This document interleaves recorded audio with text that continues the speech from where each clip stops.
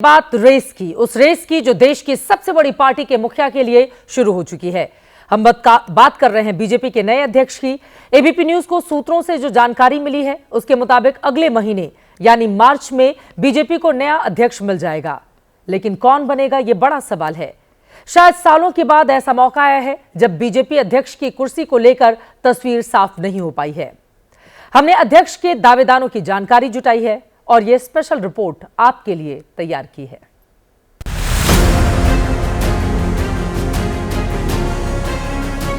महाराष्ट्र में महायुति की जीत, हरियाणा में बीजेपी की जीत, दिल्ली में बीजेपी की विजय। पिछले साल हुए लोकसभा चुनाव के बाद देश के इन 3 चुनावों में बीजेपी ने बड़ी जीत हासिल की। महाराष्ट्र की सत्ता में वापसी हुई, हरियाणा में जीत की हैट्रिक लगी और दिल्ली में 26 साल बाद बीजेपी को सत्ता मिली। बीजेपी के इस महाविजय की जब भी चर्चा होगी, पार्टी के मौजूदा अध्यक्ष जेपी नड्डा के नाम ये सियासी रिकॉर्ड दर्ज होगा।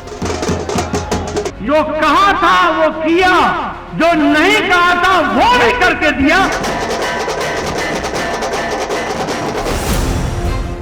अब बीजेपी नए अध्यक्ष की तलाश में है। मार्च में नए अध्यक्ष का फैसला हो सकता है। सवाल ये कि कौन बनेगा बीजेपी का अध्यक्ष। नया अध्यक्ष उत्तर भारत से होगा या फिर दक्षिण भारत से। इस सवाल के चक्रव्यूह में फिलहाल देश की सबसे बड़ी पार्टी के रणनीतिकार फंसे हुए हैं। अमृत मंथन चल रहा है। एबीपी न्यूज के पास जो जानकारी है उसके मुताबिक इस वक्त बीजेपी के 6 नेता ऐसे हैं जिनका नाम अध्यक्ष की रेस में चल रहा है। सबसे पहला नाम केंद्रीय कृषि मंत्री शिवराज सिंह चौहान का है। दूसरा नाम केंद्रीय वन मंत्री भूपेंद्र यादव का। तीसरा नाम शिक्षा मंत्री धर्मेंद्र प्रधान का है। चौथा नाम केंद्रीय कोयला मंत्री जी किशन रेड्डी का और 5वां नाम उपभोक्ता मंत्री प्रहलाद जोशी का है। शिवराज मध्य प्रदेश से, भूपेंद्र राजस्थान से सांसद हैं। धर्मेंद्र प्रधान उड़ीसा से आते हैं, जबकि रेड्डी और जोशी दक्षिण भारत के चेहरे हैं। बीजेपी के लिए दक्षिण भारत में अपना विस्तार करना एक बड़ी चुनौती है। बीते 2 दशक से ज्यादा का वक्त हो गया है जब बीजेपी का राष्ट्रीय अध्यक्ष दक्षिण भारत से नहीं बना है। बात की जाए उत्तर भारत की तो बीजेपी लोकसभा चुनावों में यहां अपना सर्वश्रेष्ठ प्रदर्शन कर चुकी है।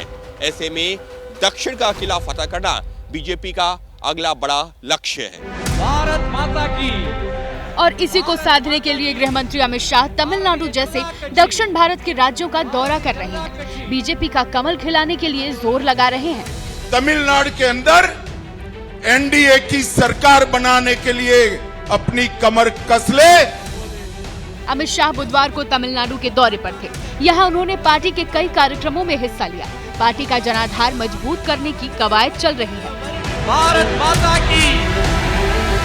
बीजेपी के लिए दक्षिण भारत मानो एक अबूझ पहेली की तरह है। बीजेपी और आरएसएस की जोड़ी इस इलाके में सालों से जोर लगा रही है, लेकिन रिजल्ट मन के मुताबिक नहीं आ रहे। दक्षिण भारत में 8 राज्य और केंद्र शासित प्रदेश हैं। यहाँ लोकसभा की 132 सीटें हैं। यहाँ के कई राज्यों में बीजेपी को खाता खोलने के लिए संघर्ष करना पड़ रहा है।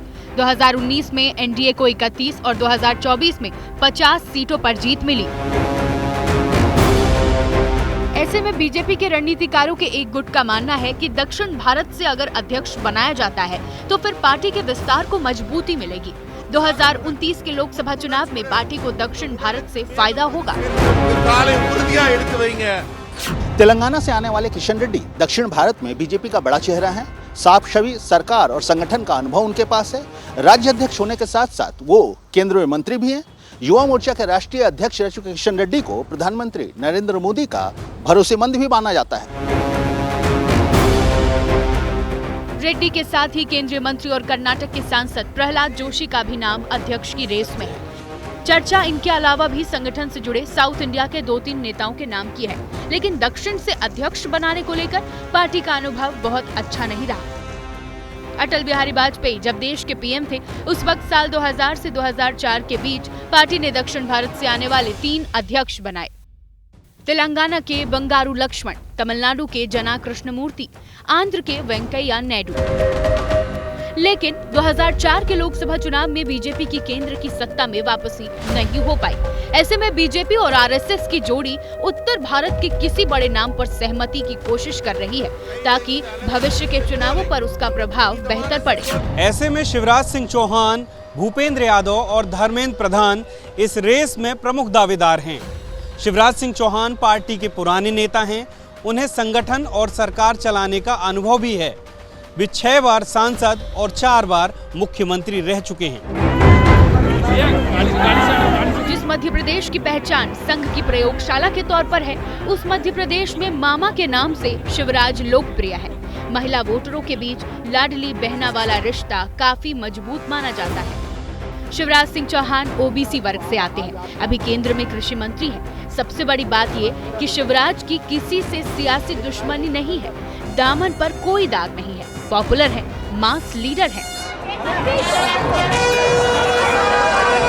अध्यक्ष की रेस में एक नाम भूपेंद्र यादव का भी है, जो राजस्थान के अलवर से बीजेपी सांसद हैं और पार्टी के रणनीतिकार भी माने जाते हैं। पिछड़ी जाति से आते हैं और केंद्र में वन एवं पर्यावरण मंत्रालय संभाल रहे भूपेंद्र यादव बीजेपी नेतृत्व के भरोसेमंद भी हैं। इन सबके बीच एक नाम धर्मेंद्र प्रधान का भी है। ओडिशा से आने वाले प्रधान न सिर्फ बीजेपी नेतृत्व के बल्कि आरएसएस के भी करीबी हैं। वैसे तो कोई माइनस पॉइंट नहीं है, लेकिन बहुत पॉपुलर चेहरा नहीं है। लेकिन बीजेपी और आरएसएस ने रणनीति के हिसाब से अध्यक्ष की कुर्सी का फैसला लिया तो धर्मेंद्र प्रधान पहली पसंद साबित हो सकते हैं। बीजेपी नेतृत्व के बीच संकट मोचक की छवि मानी जाती है। धर्मेंद्र प्रधान फंसा हुआ चुनाव निकालने में माहिर माने जाते हैं। यूपी से लेकर हरियाणा तक के चुनावों में अपना लोहा मनवा चुके हैं। खास बात ये कि बीजेपी के सहयोगी दलों से भी इनके बेहतर रिश्ते हैं।